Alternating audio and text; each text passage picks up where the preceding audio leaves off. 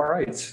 I'm Tyler Diekey, manager of the Bend MPO, and I will call this meeting of the Bend MPO Technical Advisory Committee to order on May 3rd. And let me just my screen share going here.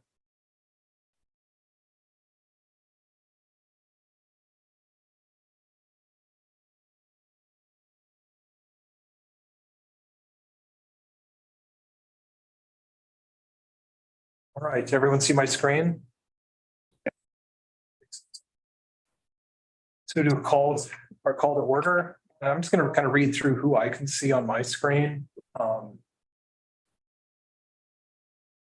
In the room, actually in the room here, we'll just start and go around. Greg, do you want to start? Okay, Greg Bryant, Deschutes Woods, resident. Eric Lynch with Cascades East Transit. Peter Russell, Deschutes County. Andrea Napoli, Bend MPO. Online, I see Liza Hamada, Cameron Prow, Yes. Henry Stroud, Casey Berg, Robin Lewis, Sharon Smith, Angie Brewer, Tariq Rawlings, and Rachel Zachem. Is that everyone online? So Lisa Donahue. Cameron? Yes, who is Rachel representing today?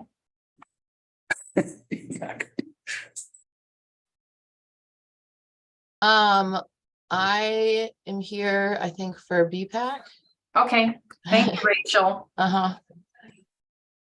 All right, thank you. I think we've all been through this before. For those online, just raise your hand if you have a question. We're pretty informal. You can just interrupt us as well, but raising hand is better. I don't think we have anybody online or on phone, but if we do, you can use *9 to let us know you want to join us. And then there's also closed captioning available on the bottom of your screen. There should be a CC button if you want to be able to see a transcript of the meeting as we move through it. And agenda item 3 is public comments. I don't think we have any members of the public here today, so I will skip past that. Agenda item 4 is review and approval of the April 5th draft meeting summary. If I could get a motion in a second for that. Let's move to approve the minutes. Second. So Cameron, that was Peter Russell moved and Eric Lent seconded the motion. Any comments?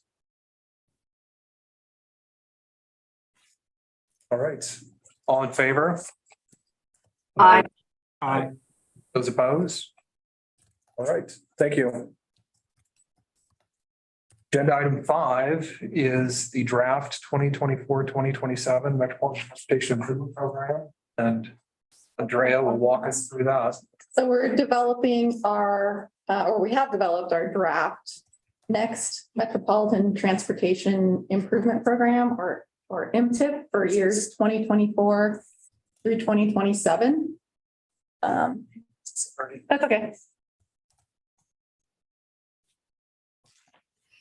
So I think everyone is fairly familiar with what our MTIP is, but essentially it's our list of federally funded projects and investment priorities that are within the Bend MPO area that are programmed over the next 4 years. So this will be years 2024 through 2027. The MTIP is updated as projects change over time with amendments.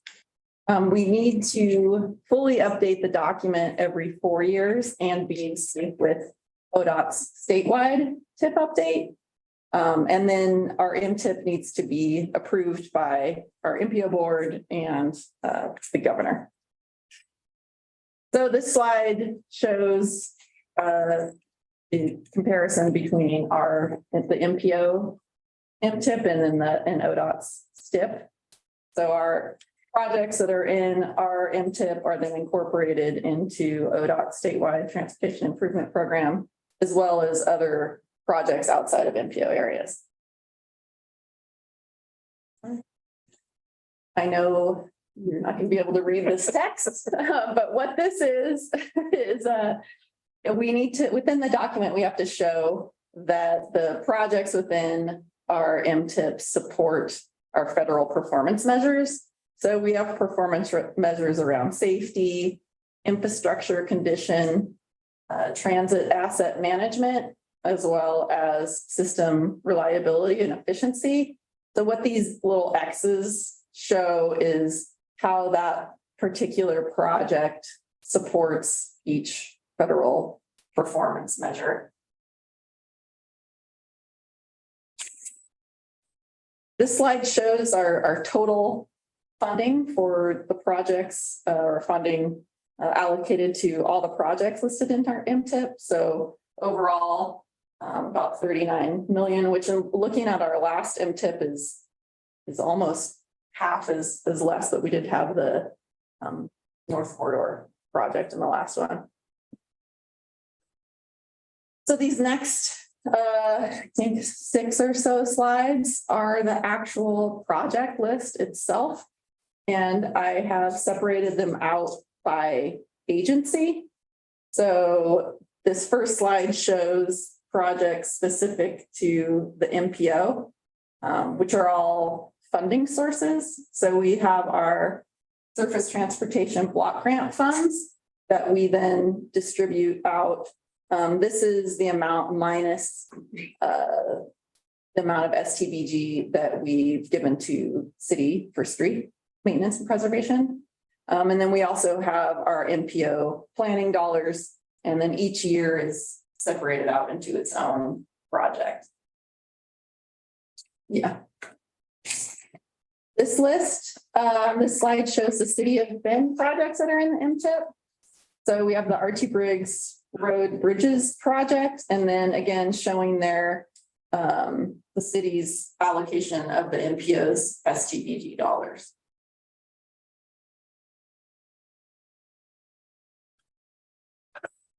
Okay, I got a question. Oh, yeah. I have a question, just for my edification, on the MPO planning.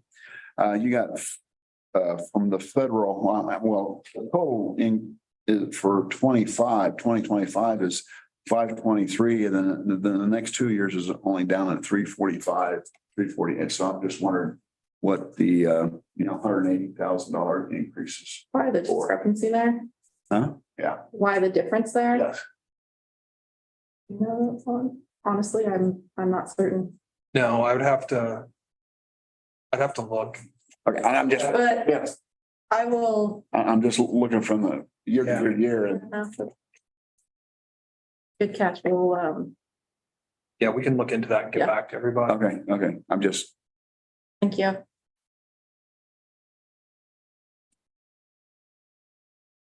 And then this slide shows the City of Bend project. So again, the Archie Briggs Road Bridges projects, federal dollars, and then the city's STBG allocation from the MPO STBG dollars. ODOT projects. So this page shows specifically ODOT projects that are using federal dollars. And then there's also the all roads transportation safety, which is state dollars. So Norton Bike Boulevard treatments, the multi-use trail, Baker Road to Lava Butte, the Revere Avenue rail crossing, and then US 20 3rd Street at Empire for traffic signals.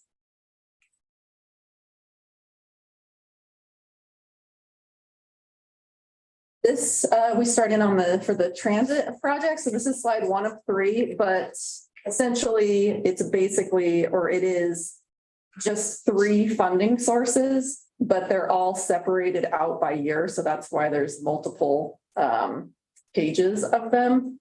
So this is for services and capital. Beyond that, Eric, I was going to ask you if there's anything to add. That's basically it. Okay.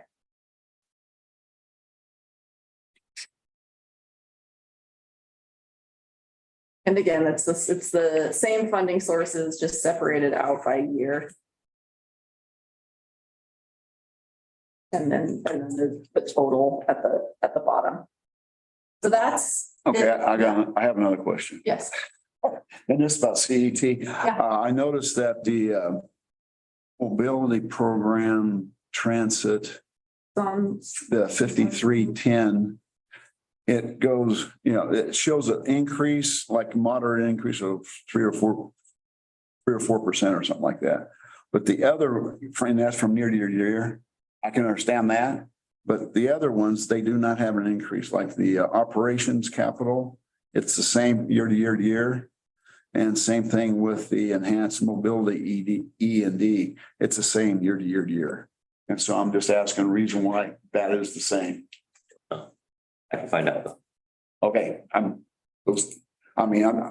can see increases of, when I don't see increases, I ask questions because I can anticipate increases because of inflation. and we'll get that info from you and then we'll share that out to the top. So that's the remaining of the project list. Any other questions on the project list specifically? Okay, so I wanted to include this in here. We don't have, since our MTIP and the updated STIP isn't complete yet, but ODOT does have a website called STIP Project Tracker. And since the ODOT STIP includes projects from our MTIP, you can go there and see projects listed and they're updated with amendments. If you click on any of these projects, it'll give you much more details, funding, timing, and whatnot. So it could be useful. And here's our timeline. So we did do an initial draft review with the policy board back in October, the initial project list. And then more recently, last month, we opened the 21-day public comment period, which did get, we had it as a city news item. There was a spot on KTVZ, got a fair amount of attention. We did get some comments back, but it just closed literally yesterday morning. So I haven't had a chance to summarize all the comments. But there were general comments not specific to the projects in the MTIP around wanting to see more separated bike paths. There was some concern about future traffic demands and suggesting an east side, north south bypass.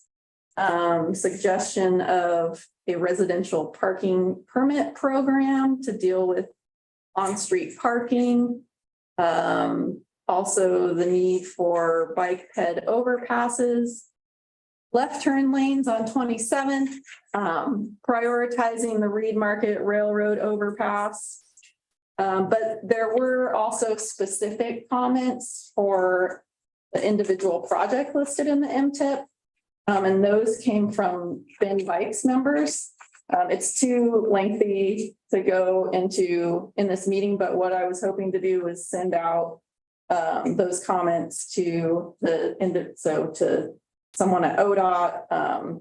Eric, maybe I can send you the ones that are related to transit, and then Robin, if I could send you for the city, because well, I would like to, if you could do respond with a short response on it, that would help me when I'm discussing these public comments with the policy board, and whenever I can, I'd like to be able to respond to people with an actual applicable response rather than just saying thank you for your comments. Mhm.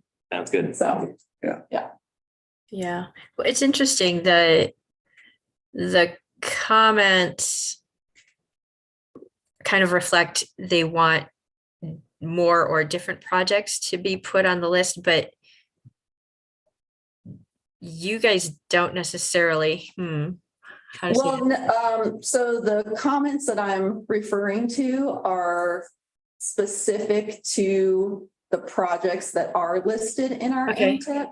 Okay, And I think most of them need more. I think some of what people are asking for or concerned about may actually be happening, or Mhm. maybe it's an explanation of why this project is on this street instead of another Okay. street. So it's mainly, I think a lot of it is clarification. Okay. that would be needed, but and I can CC the group or the entire talk with that if they want to see these comments as well.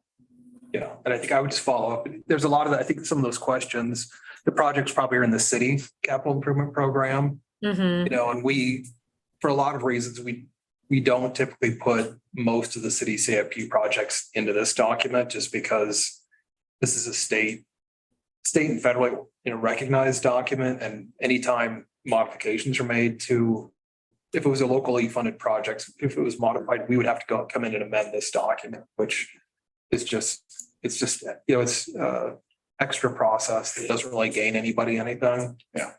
Yeah, but you guys don't have, discretionary funding that you pick your own projects and then deliver them.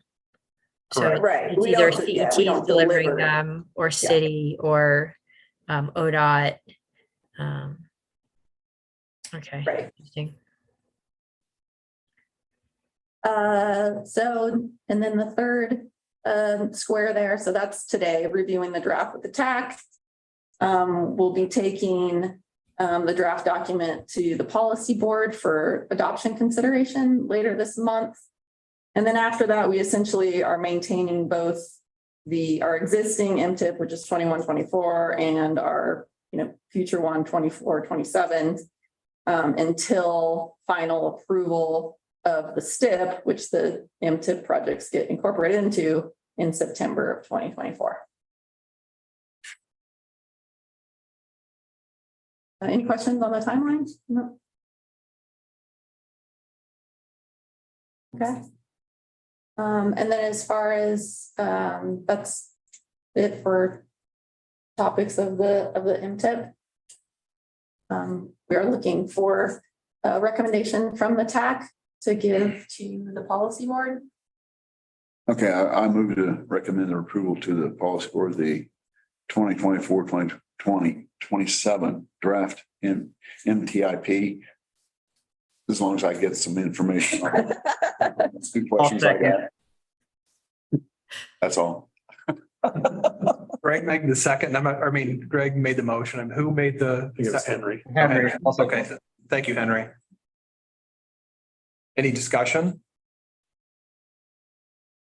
All in favor? Hi. Aye. Right, thank you. Stuff that you need to see and see this way. No, this is fine. This- Yeah. Okay, thanks, everyone. All right, Andrea's up again. It's Andrea, so. Yeah, MTP goals and policies continued. you can go. You can go. All right, take it away. So this is a continued agenda item from our last TAC meeting where we were asking the TAC to revisit the Metropolitan Transportation Plan goals and policies that were adopted in 2020, which was essentially after our last MTIP update. And did the TAC want to use these for our current MTP update, which we are beginning now, or did they want to revise them? So at our last meeting, we went through all the goals and policies, but there was some policy language in goals 1, 2, and 4 that, for the sake of time, in the meeting, we couldn't address them at that point. So I was directed to meet with some TAC members after the meeting and see if we couldn't come to some agreement on them. So I met with Robin Lewis, and then we got from Deschutes County, from Peter, we got a more detailed list of his comments, and then staff was asked to make some edits to a few of the policies as well. So I have them in these next couple slides. So in goal 1, that first bullet there, we had added, so increase route choices and connections for all arterial and collector users. And this came from the city's concern about cut through traffic on local streets. So Peter had made this suggestion, and Robin, if I remember right, you had agreed with that. Correct. Yeah. So that's the edit with that one. Does anyone have any comments or concerns with adding that language into goal 1? Okay, seeing none, we can move on to the next one. So in goal 2, this is around safety. The MPO will support activities that, the second bullet, we added in the language around vulnerable users. So maximize safe routes for vulnerable users within and between neighborhoods and through the community for all users. Any comments or concerns with including that language? No, but Andrea, could you go back to the last slide really quick? Sure. Sorry.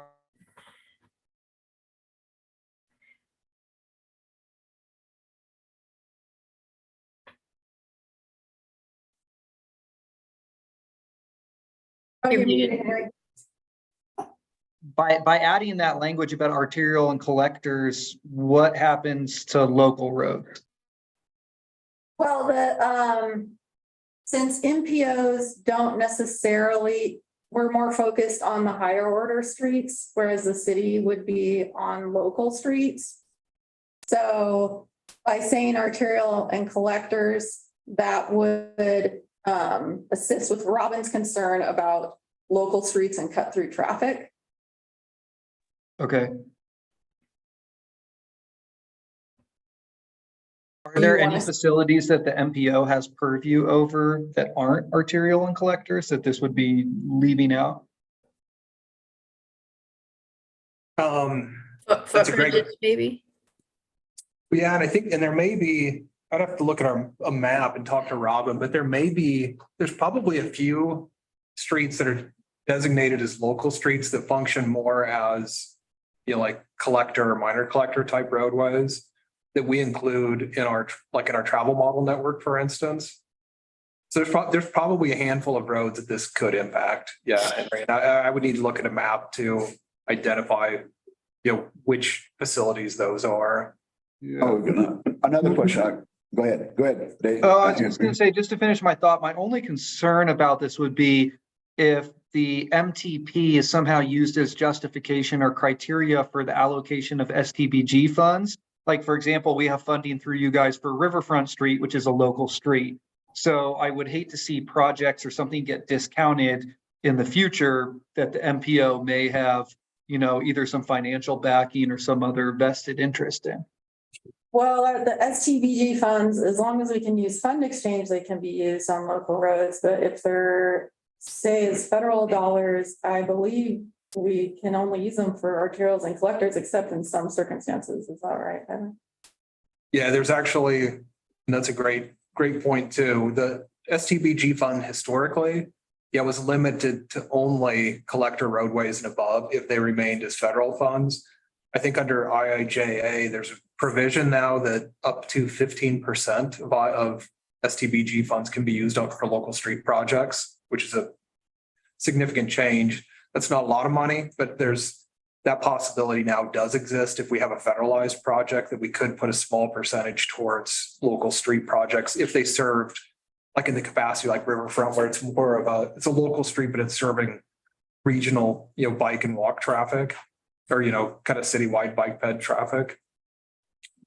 Yeah, I guess generally I'm okay with the language. I would just hate to see this policy pointed to somehow dissuade investment in something that's not an arterial collector in the future, if that situation ever arises. But it doesn't sound like it's likely.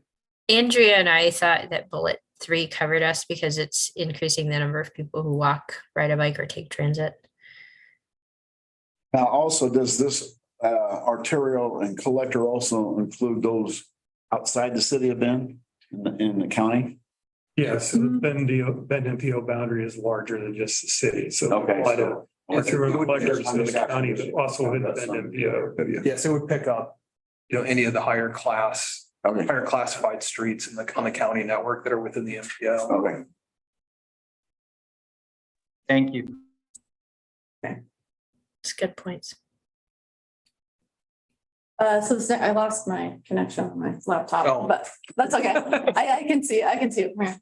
So, goal 2, in there, we had some edits and this is around safety. So the MPO will support activities that maximize safe routes and then include language for vulnerable users within and between neighborhoods and throughout the community for all users.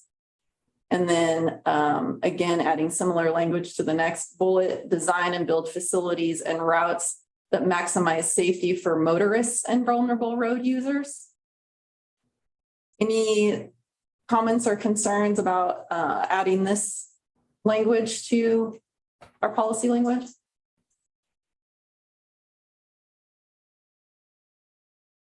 Okay, move on to the next slide. And then for goal 3, I don't believe that there were any changes suggested at the last TAC meeting. I know there was some discussion around defining upgrading existing roads, but I believe that got addressed and there weren't any suggestions to changing any of this language.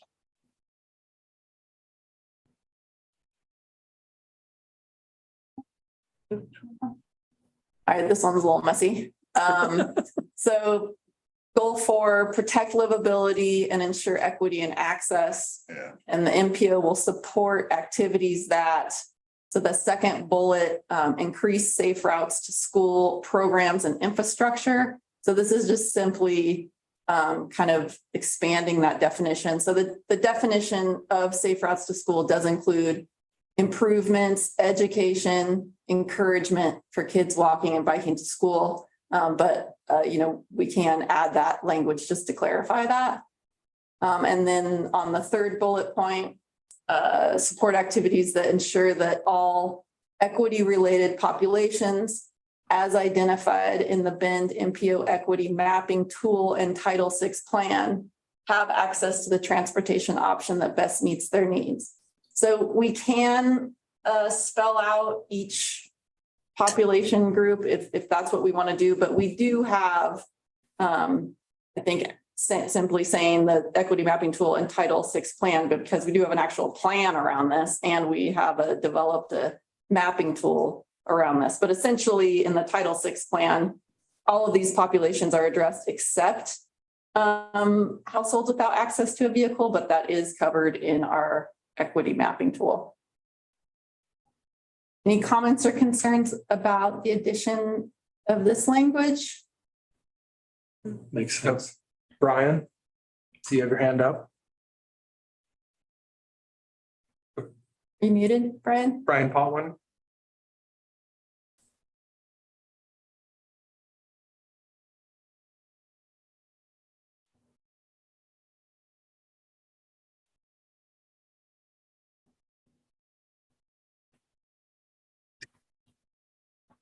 You might not be in just a minute. Hey, I'm gonna stop share for just a second. Okay.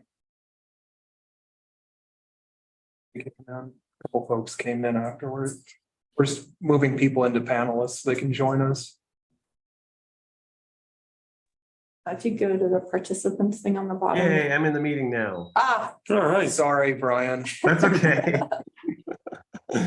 I just wanted to make a comment about the Safe Routes to School program. I appreciate this addition to the language. One thing that we have included in our language is instead of using the term biking, we use the term rolling. And that includes people with mobility devices, scooters, which are super popular, and also skateboarding to school, which happens. So I just want to make sure that we're encompassing all the different choices that the students can make as far as how they get to and from school, and including students with disabilities as well. So that's why we use the term rolling. It's a detail, but if we're making changes to these goals, I think it's a good detail to add. so would you suggest, so right now, when I look up the definition for safe routes to school, it includes the language that's on the right of the screen there. So improvements, education, encouragement for kids walking and biking to school. You want us to, are you suggesting that we say increase safe routes to school programs and infrastructure for kids walking, biking, rolling, or other mobility devices. We just take the word biking out and put rolling in because it's also rolling, just to make it simple. Okay, so add increased safe routes to school programs and infrastructure, and then add the language for kids walking and rolling to school. Correct. And that's widely adopted in Oregon is the terminology. Any Thank you. concerns from others or support concerns from others for adding that language to the second bullet point there? I would say that I like the rolling versus just biking because it does encompass so many things. Okay, yeah, because right now we don't have the language in the actual goal that states walking and rolling. I just included the explanation there, so we would be adding that language. Any concerns on adding the language? Okay, can do that. So the third bullet, ensure that all equity related, oh wait, yeah, we already did that one, sorry. Yeah, and I think I was gonna say, I was talking to Andrea yesterday, just mentioned to her yesterday. I understand the intent of the third bullet, but to me, it's a little bit awkward in the sense of when it says, the transportation option that best meets their needs. If somebody says, well, an F-250 is, my best option. I mean, there's some weird situation. The language to me is a little bit odd here in the sense I just wonder if there's a way that we can word this one differently.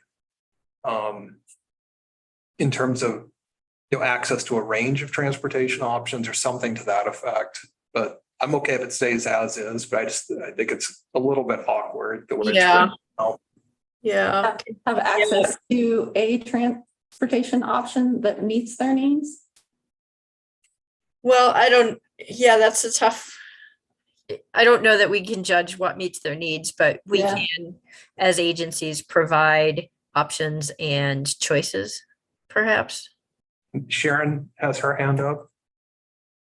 Yeah, I was gonna agree with you, Tyler, that I like the language you used and I forgot it, but maybe we want to take out the best meets their needs language. Say maybe access to transportation options. Period. Yeah. Yeah. Okay. I like that. Anyone opposed to that? Okay, hold on, let me write this down.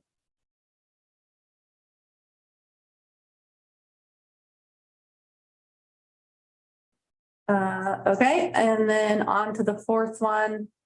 MPO will support activities that ensure opportunities to participate in public planning processes. Ensure opportunities to participate in public planning processes are available to all, regardless of income, disability, age, race, color, national origin, or technology. This was a suggestion from a TAC member. You need to all. I mean, that is kind of redundant. Isn't all to all implied? So you're saying. I know, once a simply copy say- editor, always a copy editor, what can I say? So ensure opportunities to participate in public planning processes are available to all. No, just say are available regardless of income, Oh, disability. okay.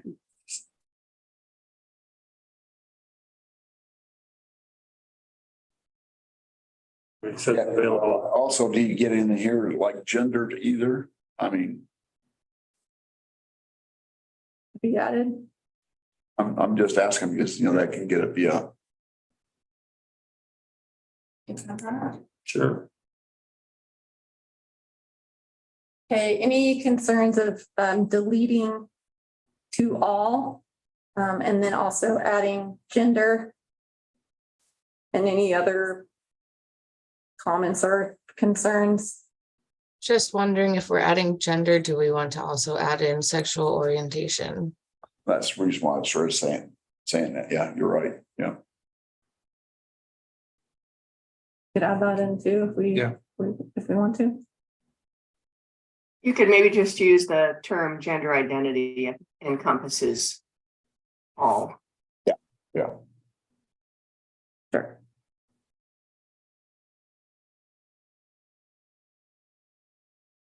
Okay, any final comments on that?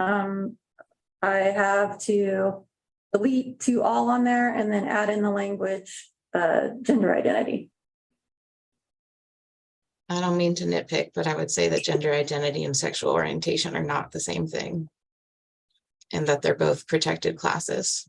Yeah, we could add them both. Yeah. Okay. Both of them. Great. Okay, any concerns on adding both of those?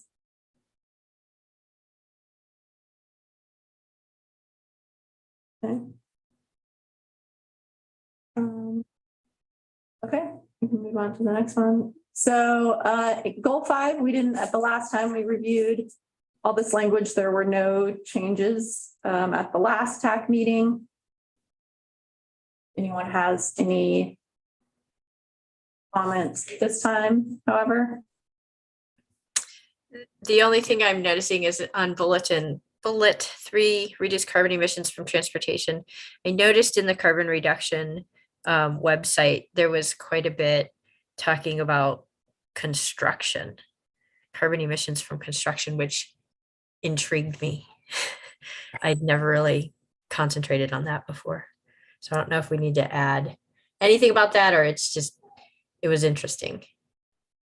Yeah, that's outside my bailiwick, but aren't there initiatives to do smart streets or? Well, I think it's the big focus, I think, is the materials used in construction can be pretty carbon intensive themselves. I mean, in terms of cement, and even asphalt. And there's work underway at state DOT and, federal levels to figure out, are there ways to reduce carbon emissions from the actual materials used in construction processes? Sharon? I was just going to agree with that and then add also some of the efforts are in the construction equipment, trying to go to more carbon efficient equipment. So I don't know that, I think transportation probably is inclusive of not just driving, but also the transportation construction network. But we could add it if we want. I think it's included in the term transportation. Yeah, I'd agree with that the term transportation, probably, because then you start going down the road, transportation, construction, operation, and maintenance, and then figure every parking and everything has a transportation component. So if you just say transportation, you get the universal. Yeah, but you're right. It's transportation, construction, operations, maintenance, and use. Yeah. Okay, so I'm hearing that we just keep the language transportation. Yeah. Okay. Go to the next slide, Tyler. Same here. So the regional outlook future focus goal and policies around that. There were no suggestions for edits to this language at the last TAC meeting. Any comments at this time? Okay, then we can move on. I believe this is the last one. And again, he's talking about funding and implementation. And at the last TAC meeting, there were no suggested edits to this goal policy language. Any comments at this time on this? Okay, and I think that wraps it up. So we're looking for a motion, but this says as presented, and I do have some edits noted here, so it would actually be as revised. Second. All right. I move to recommend approval to the policy board, the MTP goals and policies as revised. This is Eric Lynn. I'll second. This is Peter.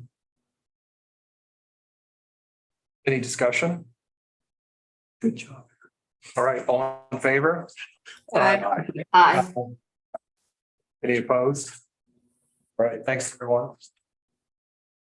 All right, we are moving along today.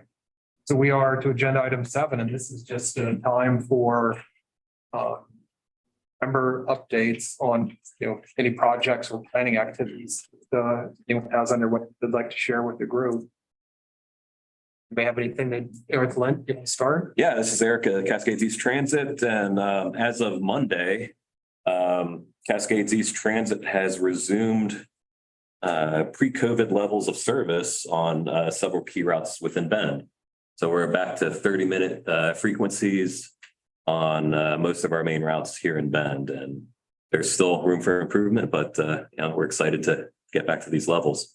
Well, when are the new? 8 and 9 Yeah, 8 and 9.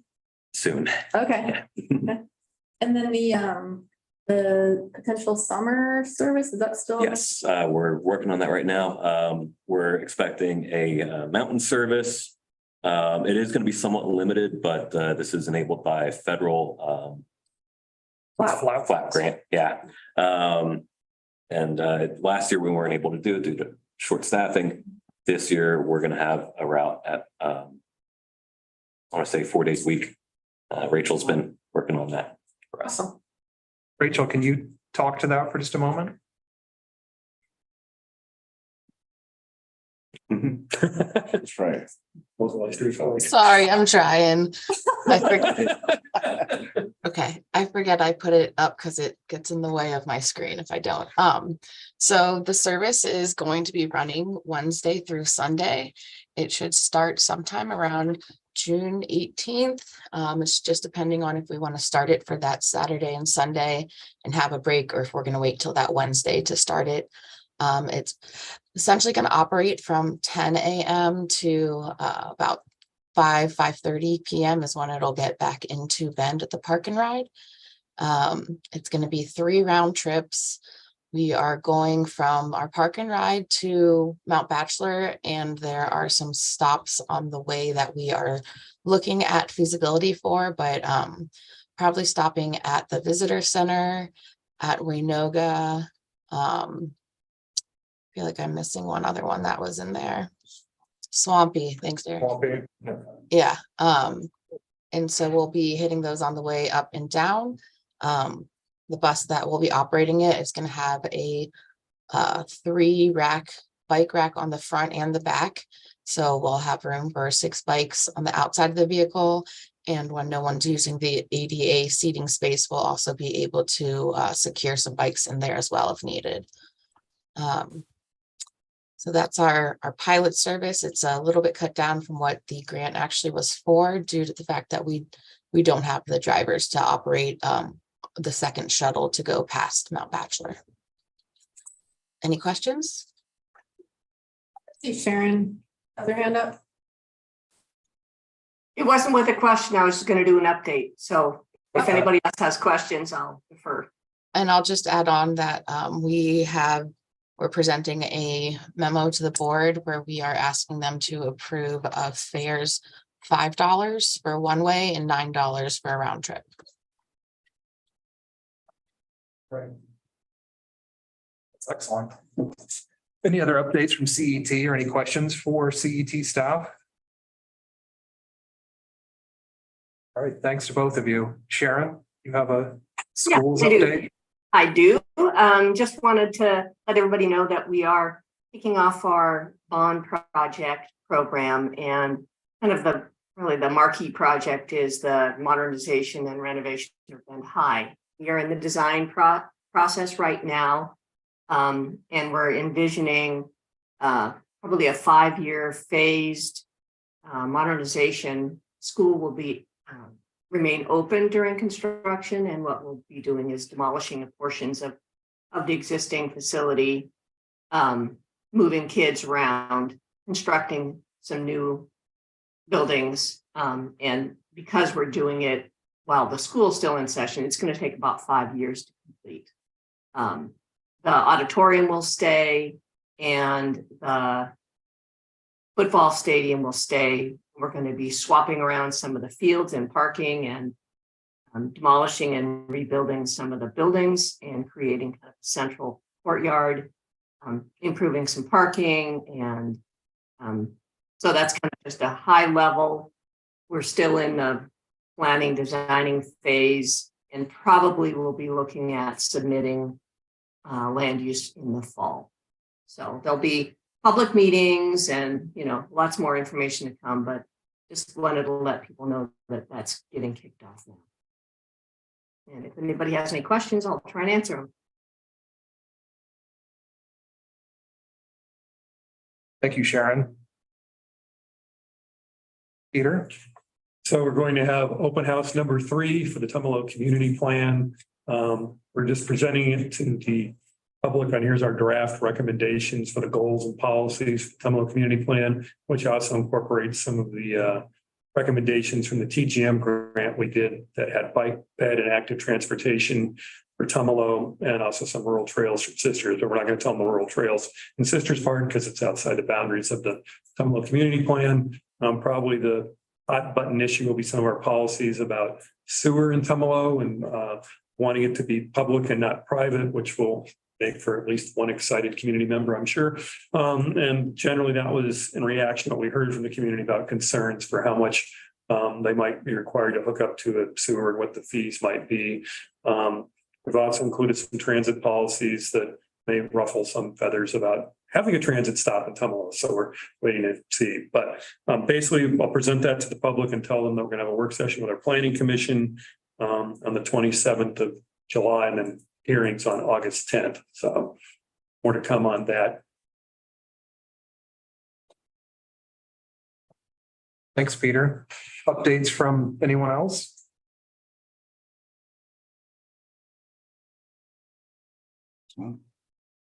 Brian.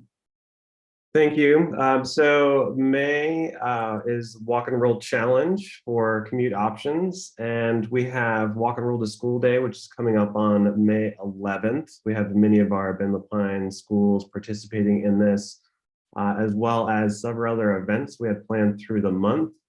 We're combining Walk and Roll Challenge with not only our youth, but also our adult-based programs that we run with commute options. So there's opportunities to track tricks using our Get There platform. And we have several partners that are providing prizes for folks to win as well. All of that starts on May 8th. So there's a lot happening within our organization for the Walk and Roll Challenge happening this May, right now, almost right now, May 8th. Lots going on.